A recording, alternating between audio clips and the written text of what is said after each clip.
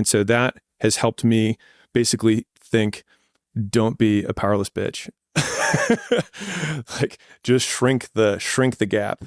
And I think that's why a lot of my little like personal hacks of waking up and then trying to shrink the time between when I wake up and when I start working, and shrinking the time between one task and the next task. Like, you don't need to take 30 minutes of getting ready to start working.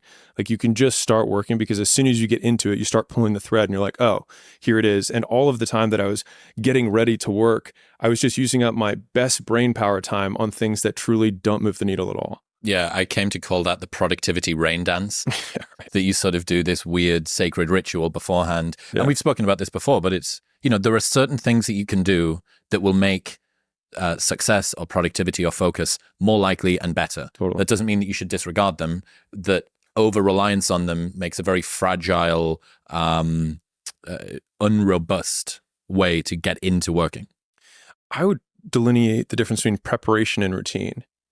And so if I'm preparing for a presentation, for example, I might assemble my notes.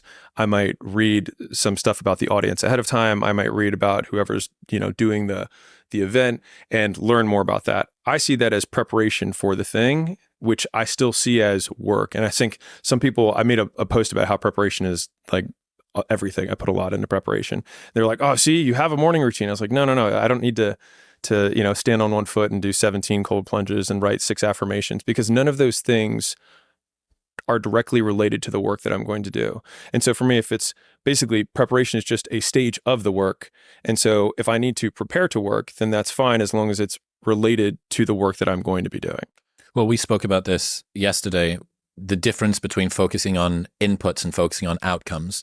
Right. Yeah. If you optimize for outcomes, the inputs are always optimized. But if you optimize for inputs, you go, what did I actually get done at the end of the day? So the person that does do the productivity rain dance and it takes ages, and everyone's done this.